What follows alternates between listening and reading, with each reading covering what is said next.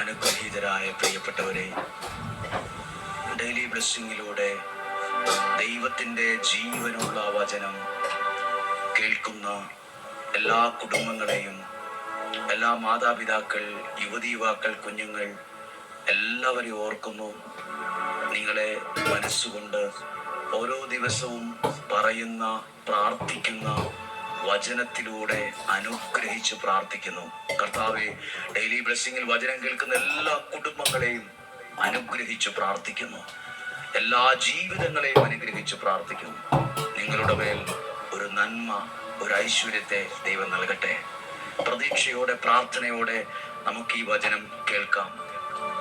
ഞാൻ ഈ വചനം പറയുമ്പോൾ അത് മനസ്സിലാകാൻ വേണ്ടി ഒരു ടൈറ്റിൽ പറയുവാണ്. ഒന്നുമല്ലാതിരുന്ന ഒരാളെ എല്ലാം ഉള്ളതാക്കി മാറ്റിയ ഒരനുഭവം ബൈബിളുണ്ട്. ഇനി ഒരിക്കലും ശരിയാകില്ല, ഇനി ഒരിക്കലും ഒന്ന് നല്ലതായിട്ട് വരാൻ കഴിയത്തില്ലെന്നൊക്കെ നമ്മുടെ ബുദ്ധി നമുക്ക് തോന്നുന്ന ഒരാൾ എല്ലാം ഉള്ളവനായി ദൈവാനുഗ്രഹത്തിൽ മാറി. ഞാൻ ആ വാക്യം വായിക്കുന്നത് ഉൽപ്പത്തി പുസ്തകത്തിൽ നിന്നാണ്. ഉൽപ്പത്തി പുസ്തകത്തിലെ ഒരു പ്രധാന കഥാപാത്രമാണ്, അല്ലെങ്കിൽ പ്രധാന വ്യക്തിത്വമാണ് ജോസഫ്. ജോസഫിനെ സഹോദരങ്ങൾ പൊട്ടക്കിണറ്റിൽ തള്ളിയിട്ടു. അതിനുശേഷം അടിമത്ത് വിറ്റു. ഒന്നുമല്ലാതായിപ്പോയി. ധരിക്കാൻ ഒരു വസ്ത്രം പോലും ഇല്ലാതെ അടിമ ചന്തയിൽ നിൽക്കേണ്ടി വന്നു. ജയിലിൽ കിടക്കേണ്ടി വന്നു. ജീവിതത്തിന്റെ നല്ല കാലമെല്ലാം അങ്ങനെ പോയി എന്നൊക്കെ നമുക്കങ്ങ് തോന്നും. പക്ഷെ ഒന്നുമല്ലാതായിപ്പോയ ജോസഫ് പിന്നെ രാജ്യത്തിന്റെ സമ്പദ്ഘടനയെ പോലും നിയന്ത്രിക്കുന്ന ഒരാളായി മാറി. സാമ്പത്തികം കൈകാര്യം ചെയ്യുന്ന, വീടിന്റെ അല്ല, പട്ടണത്തിന്റെ അല്ല, ഒരു രാജ്യത്തിന്റെ, ഒരു ധനകാര്യ വകുപ്പ് കൈകാര്യം ചെയ്യുന്ന ആളായി മാറി. ഒന്നും പഠിച്ചിട്ടില്ലാത്ത, വലിയ അറിവൊന്നുമില്ലാത്ത ജോസഫ് എങ്ങനെയാണ് ഇത്രയും പദവിയിലെത്തിയത്? ഒന്നുമില്ലാത്ത ഒരാളെ എല്ലാം ഉള്ള ഒരാളാക്കി മാറ്റാൻ ദൈവത്തിന് പറ്റും. ആ വാക്യം ജോസഫിന്റെ ജീവിതവുമായി ബന്ധപ്പെട്ട് വായിക്കുന്ന വാക്യമാണ്. 47-ാം അധ്യായം, ഉൽപ്പത്തി പുസ്തകം 47-ാം അധ്യായം 13-14 വാക്യം വായിക്കുകയാണ്. ഒരു ദേശത്തും ആഹാരം കിട്ടാനില്ലായിരുന്നു. ക്ഷാമം അത്ര രൂക്ഷമായി. ഈജിപ്തും കാനാൻ ദേശവും ക്ഷാമം മൂലം കഷ്ടപ്പെട്ടു. 14-ാമത്തെ വാക്യം, ഈജിപ്തിലെയും കാനാൻ ദേശത്തിലെയും പണം മുഴുവൻ ആളുകൾ വാങ്ങിയ ധാന്യത്തിന്റെ വിലയായി ജോസഫ് ശേഖരിച്ചു. ജോസഫ് ഇപ്പോ രാജ്യത്തിന്റെ സാമ്പത്തിക മേഖലയിൽ വലിയ പ്രധാനപ്പെട്ട പങ്ക് വഹിക്കുന്ന ഒരാളാ. എഴുതിയിരിക്കുന്നു നോക്ക്, പണം മുഴുവൻ ആളുകൾ വാങ്ങിയ ധാന്യത്തിന്റെ വിലയായി ജോസഫ് സ്വീകരിച്ചു. ഇഷ്ടം പോലെ പണം അദ്ദേഹത്തിന്റെ കയ്യിലായി. അത് ഫറവോയുടെ ഭവനത്തിൽ എത്തിച്ചു. അടുത്ത വാക്യം, 20-ാമത്തെ വാക്യം വായിക്ക്, കുറച്ചുകൂടെ ആഴത്തിൽ മനസ്സിലാകും. അതുകൊണ്ട് ജോസഫ് ഈജിപ്തിലെ നിലം മുഴുവൻ ഫറവോയ്ക്ക് വേണ്ടി വാങ്ങി. ആളുകൾ സ്ഥലം വിൽക്കാൻ പ്രതിസന്ധി കൊണ്ട്, കഷ്ടപ്പാട് കൊണ്ട് സ്ഥലം വിൽക്കാൻ വച്ച പറമ്പ് മുഴുവൻ ജോസഫ് വാങ്ങിയെന്ന്. ക്ഷാമം വളരെ കഠിനമായി തീർന്നതിനാൽ ഈജിപ്തുകാരെല്ലാം തങ്ങളുടെ നിലം വിറ്റു. അങ്ങനെ നിലമെല്ലാം ഫറവോയുടേതായി. ഇത് മേടിച്ചതോ ഫറവോയ്ക്ക് വേണ്ടി ജോസഫാ ഇതെല്ലാം മേടിച്ചത്. ഒരു പ്രധാനപ്പെട്ട സാമ്പത്തിക കൈകാര്യം ചെയ്യുന്ന ഒരു വലിയ മനുഷ്യനായി ഒന്നുമില്ലാതിരുന്ന ജോസഫ് മാറി. ഒന്നുമില്ലാത്ത ഒരാളെ, ഒരു രാജ്യത്തിന്റെ സമ്പദ്ഘടനയെ, സാമ്പത്തിക മേഖലയെ, ധാന്യങ്ങളുടെ കാര്യത്തെ കൈകാര്യം ചെയ്യാനുള്ള ഒരു പ്രധാനപ്പെട്ട ആളായി മാറി. പ്രിയപ്പെട്ടവരെ, ഇന്നത്തെ സാഹചര്യം കണ്ട് ജീവിതം പോയി, ഭാവി പോയി, ഞാൻ എവിടെ എത്തിയല്ല, എന്റെ ഭാവി എനിക്ക് പഠിക്കാൻ പറ്റിയല്ല, എനിക്ക് ജോലി കിട്ടില്ല, എന്റെ കാര്യം ഇങ്ങനെ ആയി പോകത്തേയുള്ളൂ എന്നും പറഞ്ഞുകൊണ്ട് പിറുപിറുത്തിരിക്കണ്ട. അനുഗ്രഹിക്കാൻ കഴിവുള്ളവന്റെ കയ്യിൽ ഏൽപ്പിച്ചു കൊടുത്താൽ ജീവിതം മാറി മറയും. ഇന്ന് കൂരിരുട്ടാണേലും അത് ചെന്ന് നിൽക്കുന്നത് പ്രഭാതത്തിലാണ്, വെളിച്ചമുള്ള ഒരു പകലിലേക്ക്. ജീവിതം അങ്ങനെയാ. ഇന്ന് കൂരിരുട്ടാ. കൂരിരുട്ടിലേക്കല്ല, ഇരുട്ടിൽ നിന്ന് വെളിച്ചത്തിലേക്കാ രാത്രി പോലും മാറിക്കൊണ്ടിരിക്കുന്നത്. ഇന്നത്തെ അവസ്ഥ കണ്ട് ജോസഫ് പറയുവാന്നിരിക്കട്ടെ, എന്റെ ഭാവി പോയി. ജോസഫ് എവിടെയെങ്കിലും പറഞ്ഞോ എന്റെ ഭാവി പോയി, ജയിലിൽ കിടക്കുന്ന എന്റെ ഭാവി പോയി, ഇല്ലാത്ത കേസല്ല എന്റെ തലയിലായി, ഇനി ഞാൻ രക്ഷപ്പെടിയല്ല. ഒരിക്കലും നെഗറ്റീവ് പറഞ്ഞില്ല. ദൈവത്തിൽ ആശ്രയിച്ചു എന്നാണ് ഞാൻ വിശ്വസിക്കുന്നത്. കാരണം ജോസഫ് പറയുന്നൊരു വാക്കുണ്ട്, നിങ്ങൾ എന്നെ വിറ്റതോർത്ത് വിഷമിക്കേണ്ട, ദൈവം എന്നെ നയിച്ചതാണെന്ന് പറയണമെങ്കിൽ ദൈവത്തിൽ ആശ്രയമില്ലാത്തവർക്ക് ആ വാക്ക് പറയാൻ കഴിയില്ല. ദൈവമാ എന്നെ നയിക്കുന്നത്, ദൈവമാ എന്നെ ഉയർത്തുന്നത്. ദൈവത്തിൽ ആശ്രയിച്ച വ്യക്തിയാ ജോസഫ്. ഇപ്പൊ ജോസഫ് രാജ്യത്തിന്റെ സമ്പദ്ഘടന, ഒരു രാജ്യത്തിന്റെ ധനകാര്യമന്ത്രി പോലെയായി. എന്റെ ഒരു ഭാഷയിൽ പറഞ്ഞാൽ ധനകാര്യമന്ത്രി, സാമ്പത്തികം മുഴുവൻ ഇപ്പൊ ജോസഫാ. മേടിക്കുന്നതും ധാന്യം ശേഖരിക്കുന്നതും എല്ലാം ചെയ്യുന്നത് ജോസഫിന്റെ കയ്യിൽ ദൈവാനുഗ്രഹമുള്ള ധനം വരാൻ തുടങ്ങി. ധനത്തിന്റെ കാര്യം പറഞ്ഞ് നിങ്ങളെ ഒരു മാസ്മരിക ലോകത്തെത്തിക്കുമല്ല. ഒരു മനുഷ്യന്റെ ജീവിതം മാറി മറിഞ്ഞത് കണ്ടോ? ഒരു മനുഷ്യന്റെ ജീവിതം പെട്ടെന്ന് രാവും പകലും പോലെ മാറിയത് കണ്ടോ? ഇതുപോലെ എന്നെ അനുഗ്രഹിക്കാൻ കഴിവുള്ളവരല്ല ഞാൻ ആശ്രയിക്കുന്നത്. ചുമ്മാ എന്തേലും കേൾക്കുമല്ല. ഒന്നുമല്ലാതായി പോയ പൊട്ടക്കിണറ്റി കിടന്ന ധരിച്ച വസ്ത്രം പോലും കീറിക്കൊണ്ടുപോയി. ധരിച്ച വസ്ത്രം നാട്ടുകാരല്ല, സഹോദരന്മാർ കീറിക്കൊണ്ടുപോയി. അതുവരെ ആടിന്റെ ചോരയും മുക്കി അപ്പനെ കാണിച്ചു, കാട്ടുമൃഗം പിടിച്ചു എന്ന്. അതിനുശേഷം ജയിലിൽ കിടക്കേണ്ടി വന്നു, അടിമ ജോലി ചെയ്യേണ്ടി വന്നു. അവിടെയൊക്കെ ഓർത്തു ഇതുകൊണ്ട് തീർന്നു. ജോസഫിന്റെ ജീവിതം ചിന്തിക്കുമ്പോൾ ജയിലിൽ കിടക്കുമ്പോൾ നമുക്ക് തോന്നും ജയിൽ കൊണ്ട് ആ ജീവിതം തീർന്നു എന്ന്. പൊട്ടിക്കിണറ്റി കിടന്നപ്പോ ഓർത്തു പൊട്ടക്കിണർ കൊണ്ട് അവന്റെ ജീവിതം തീർന്നു എന്ന്. പിന്നെ പ്രതിസന്ധികൾ വന്നപ്പോ ഓർത്തു ഇവിടം കൊണ്ട് തീർന്നു എന്ന്. തീർന്നിട്ടില്ല. അതെല്ലാം മറ്റൊരു അനുഗ്രഹത്തിലേക്കുള്ള ചവിട്ടുപടികളായിട്ടാണ് മാറിയത്. ചവിട്ടി കയറാനുള്ള പടികൾ മാത്രമായിരുന്നു ആ പ്രതിസന്ധിയൊക്കെ. നിന്റെ ജീവിതത്തിലെ, നമ്മുടെ ജീവിതത്തിലെ പ്രശ്നങ്ങൾ, പ്രതിസന്ധികൾ, വെല്ലുവിളികൾ ജയിച്ചു കയറാനുള്ള പടികളാണ്. പ്രാർത്ഥിക്കുന്നവന് മനസ്സിന് എഴുതി കൊത്തിവെച്ചോ, ഇത് ജയിച്ചു കയറാനുള്ള പടികളാണ്. അവഗണന, തള്ളിക്കളഞ്ഞു, തലകുനിയേണ്ടി വന്നു, നാണം കെടേണ്ടി വന്നു, അതൊക്കെ കുറെ കൂടി താഴോട്ട് പോകാനല്ല, അതൊക്കെ ഉയരങ്ങളിലെത്താൻ ദൈവം എനിക്ക് ചവിട്ടിക്കയറാൻ തന്ന പടികൾ മാത്രമാണ്. മുന്നോട്ട് പോട്ടെ, ദൈവം അനുഗ്രഹിക്കും. ഈ വാക്യമൊക്കെ വായിക്കുമ്പോൾ നമുക്ക് അത്ഭുതം തോന്നും. ഒന്നും അല്ലാതെ ഒരാൾ ഇപ്പൊ രാജ്യത്തിന്റെ സമ്പദ്ഘടന കൈകാര്യം ചെയ്യുന്നു. മുഴുവൻ വാങ്ങുന്നു, ധാന്യങ്ങൾ ശേഖരിക്കുന്നു. എഴുതിയിട്ടുണ്ട് ബൈബിളിൽ, ധാന്യങ്ങൾ ശേഖരിച്ചു. ജോസഫ് പറഞ്ഞു, അളക്കാൻ പറഞ്ഞു. അളക്കാൻ കഴിയാത്ത വിധം ധാന്യം വന്നപ്പോ അളവ് നിർത്തിവെച്ചു എന്ന്. അളക്കാൻ പറ്റാത്തത്ര ധാന്യം ആ രാജ്യത്ത് സ്വരുക്കൂട്ടി വെച്ചു ജോസഫ്. ഒരു വ്യക്തിയിലൂടെ അനുഗ്രഹം വന്നത് കണ്ടോ? പ്രാർത്ഥിച്ചേ, കർത്താവേ, ഡെയിലി ബ്ലെസ്സിംഗിൽ വചനം കേൾക്കുന്നവരെ അങ്ങ് ഇതുപോലെ അനുഗ്രഹിക്കണമേ. ഡെയിലി ബ്ലെസ്സിംഗിൽ വചനം കേൾക്കുന്ന കുഞ്ഞുങ്ങളെ ഇതുപോലെ അനുഗ്രഹിച്ചു ഉയർത്തിക്കൊണ്ടുവരണമേ. ഇതേ അനുഗ്രഹം ഞങ്ങൾക്കിന്നും വേണം. അനുഗ്രഹമുള്ളവൻ തളരുകയില്ല, വളരും. അനുഗ്രഹമുള്ളവൻ തളരുകയല്ല, അവൻ വളരും. ദൈവത്തിൽ ആശ്രയിച്ചവൻ കയറി വരും. ഏത് പാതാള കുഴിയിൽ നിന്നും, എത്ര ആഴത്തിൽ നിന്നും അവനെ ദൈവം കൈക്ക് പിടിച്ചെന്ന പോലെ കയറ്റിക്കൊണ്ടിരിക്കും. ദൈവം നിങ്ങളെ സമർത്ഥമായിട്ട് അനുഗ്രഹിക്കട്ടെ. കർത്താവ്, ഇന്ന് വരെ ഡെയിലി ബ്ലെസ്സിംഗിൽ വചനം കേൾക്കുന്ന എല്ലാ കുടുംബങ്ങൾ, ഇത് അയച്ചു കൊടുത്തവർ, സ്വീകരിച്ചവർ, വിശ്വസിക്കുന്നവർ, എഴുതുന്നവർ, പ്രാർത്ഥിക്കുന്നവർ, അനുഗ്രഹിച്ചു പ്രാർത്ഥിക്കുന്നു. ജോലി ചെയ്തുകൊണ്ട് ഇത് കേൾക്കുന്നവരുണ്ട്, ഒരുമിച്ച് കുടുംബമായിരുന്നു കേൾക്കുന്നവരുണ്ട്, എഴുതി വെക്കുന്നവരുണ്ട്, ബൈബിളിൽ വരച്ചു വെക്കുന്നവരുണ്ട്, വിശ്വസിച്ച് ആമേൻ പറയുന്നവരുണ്ട്. ഞാനിങ്ങനെ കരമുയർത്തി പ്രാർത്ഥിക്കുമ്പോൾ തല കുനിച്ച് ആശീർവാദം സ്വീകരിക്കുന്നവരുണ്ട്, സ്റ്റാറ്റസ് ഇടുന്നവരുണ്ട്, പ്രാർത്ഥന സ്വീകരിക്കുന്ന കിടപ്പിലായവരുണ്ട്, ആശുപത്രി കിടക്കയിൽ നിന്ന് കാണുന്നവരുണ്ട്, ആശുപത്രി വരാന്തരയിൽ ഇരുന്ന് ശ്രദ്ധിക്കുന്നവരുണ്ട്, ഓഫീസിലിരുന്ന്, ജോലി സ്ഥലത്തിരുന്ന്, അടുക്കളയിലിരുന്ന് ഭക്ഷണം കഴിച്ചുകൊണ്ടിരിക്കുമ്പോഴൊക്കെ ശ്രദ്ധിക്കുന്നവരുണ്ട്. എങ്ങനെയും ആകട്ടെ, നിങ്ങളുടെ ഉള്ളിലേക്ക് എത്തുന്നത് ഒരു അനുഗ്രഹമാണ്. നിങ്ങളുടെ അകത്തേക്ക് വരുന്നത് ഒരു ദൈവാനുഗ്രഹമാണ്. കർത്താവെ, അങ്ങയുടെ വചനം ശ്രവിക്കുന്നവരെ അനുഗ്രഹിച്ച് പ്രാർത്ഥിക്കുന്നു. ഒരാളും തകർന്നു പോയെന്നോ നശിച്ചു പോയെന്നോ കേൾക്കാൻ ഇടയാകരുത്. വചനം കേൾക്കുന്ന ഒരാളും, പ്രാർത്ഥിക്കുന്ന ഒരു വ്യക്തിയും, ദൈവത്തിൽ ആശ്രയിക്കുന്ന ഒരാളും ആത്മഹത്യ ചെയ്തു എന്ന് കേൾക്കാൻ ഇടയാകരുത്. അപകടം സംഭവിച്ചു എന്ന് കേൾക്കാൻ ഇടയാകരുത്. നഷ്ടപ്പെട്ടു എന്ന് കേൾക്കാൻ ഇടയാകരുത്. പകരമോ അവർ ദൈവത്താൽ അനുഗ്രഹിക്കപ്പെട്ടുവെന്ന് എഴുന്നേറ്റ് നിന്ന് പറയുന്നത് കേൾക്കാൻ ഇടയാകണം. ശിരസിൽ കരങ്ങൾ വെച്ചതുപോലെ നിങ്ങളെ അനുഗ്രഹിച്ച് പ്രാർത്ഥിക്കുന്നു. ദീർഘായുസ്സും ആരോഗ്യവും സന്തോഷവും സമാധാനവും ദൈവം തരട്ടെ. ഈ വ്യാഴം വെള്ളി ദിവസങ്ങൾ അനുഗ്രഹമാകട്ടെ. നാളെ വ്യാഴാഴ്ചയാണ്, വെള്ളിയാഴ്ച ഈ മാസത്തിന്റെ അവസാന ദിവസം വെള്ളിയാഴ്ചയാണ്. അനുഗ്രഹമായിട്ട് ഇവിടെ വന്ന നിയോഗത്തോടെ പ്രാർത്ഥിക്കുന്ന സകലരെ ഞങ്ങൾ ഓർക്കുന്നു. ഒരു ദിവസം പോലും മറന്നു കളയാതെ ഇന്ന് വരെ ആലയത്തിൽ വന്നവരെ ചേർത്ത് നിർത്തി പ്രാർത്ഥിക്കുന്നു. രോഗങ്ങളിൽ നിന്നും, അപകടങ്ങളിൽ, ദുർമരണത്തിൽ നിന്നും, മുപ്പത്താത്ത മരണത്തിൽ നിന്നും, ചതികളിൽ നിന്നും, വഞ്ചനയിൽ നിന്നും, നിരാശയിൽ നിന്നും വലിയവനായ ദൈവം എന്നെ നിങ്ങളെ സൂക്ഷിക്കട്ടെ. ദീർഘായുസ്സും ആരോഗ്യം തരട്ടെ, സന്തോഷവും സമാധാനവും തരട്ടെ. യേശുവിന്റെ നാമത്തിൽ ഈ വചനം കേൾക്കുന്ന എല്ലാ കുഞ്ഞുങ്ങളെയും അനുഗ്രഹിച്ച് പ്രത്യേകം പ്രാർത്ഥിക്കുന്നു. മുഴുവൻ ആളുകളെയും അനുഗ്രഹിച്ച് സ്നേഹത്തോടെ പ്രാർത്ഥിക്കുന്നു, ഇപ്പോഴും എപ്പോഴും എന്നേക്കും. ആമേൻ. സാധ്യം എല്ലാവർക്കും അയച്ചു കൊടുക്കുക, പ്രയോജനപ്പെടും. ദൈവം നിങ്ങളോട് സംസാരിക്കുക. ഒന്നുമില്ലാത്തൊരുത്തനെ എല്ലാം ഉള്ളവനാക്കി മാറ്റി ഒരു രാജ്യത്തിന്റെ സമ്പദ്ഘടനയെ പോലും കൈകാര്യം ചെയ്യുന്ന ഒരു ധനകാര്യ വകുപ്പിന്റെ മെയിൻ ആളായി മാറി. ദൈവം അനുഗ്രഹിച്ചോളും. കാര്യങ്ങളും സാഹചര്യങ്ങളൊക്കെ മാറി വരും.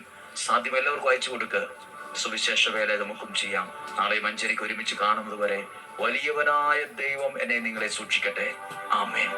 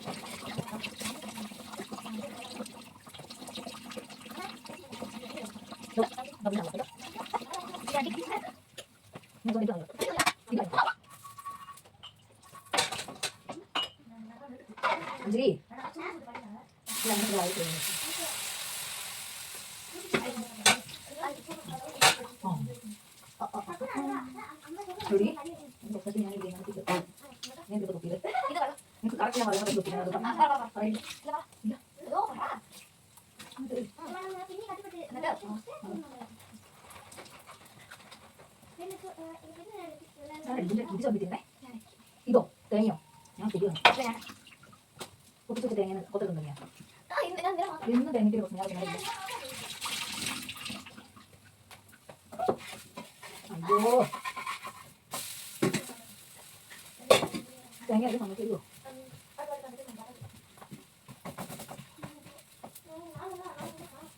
ഇരുന്നോ തന്നോടൊപ്പം ഇരുന്നോടി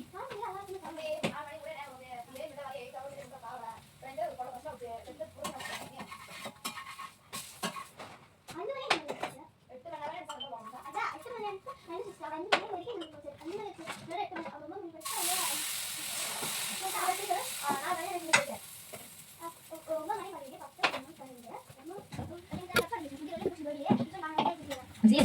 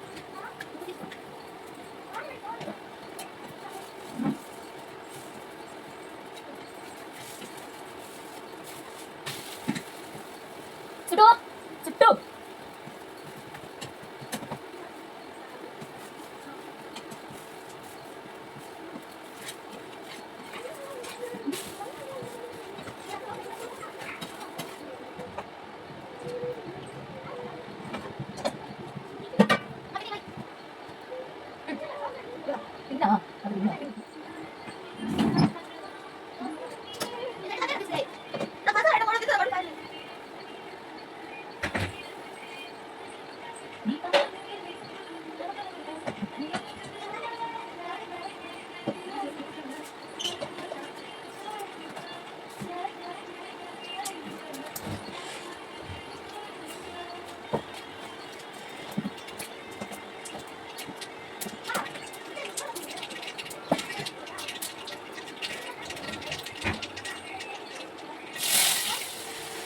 ഇവിടെ പോയി നോക്കാം വലിയ തട്ട് കിട്ടാം ഇങ്ങനെ കൊടുക്കാതെ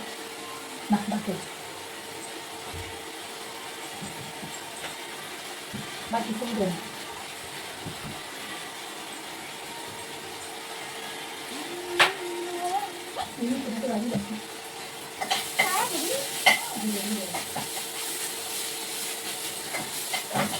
കഴിഞ്ഞു പോയി കഴിഞ്ഞു പോയി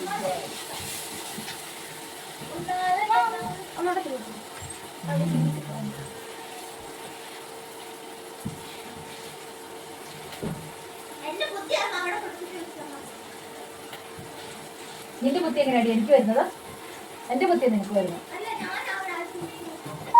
അതൊക്കെ ഞാൻ കുത്തിയെ പിന്നെ നീ കുത്താൻ പറ്റുള്ളൂ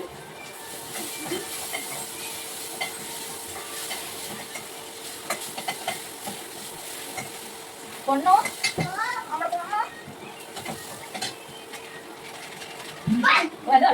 അവിടെ ഇട്ടില്ലല്ലോ ഇതായിരുന്നു കട ഇത് ഇത്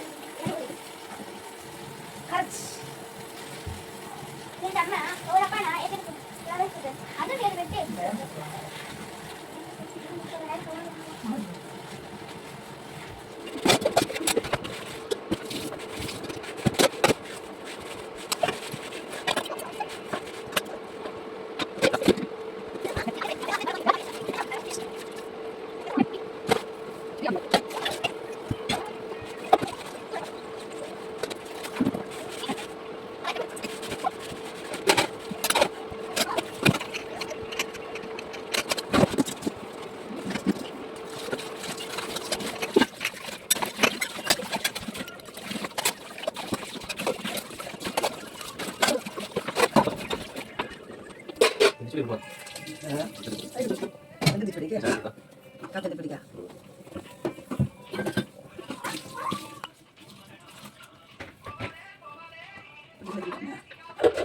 ചോദിച്ചു മാത്രം നീ മണിമട്ട് കൂടാ ശരിയാ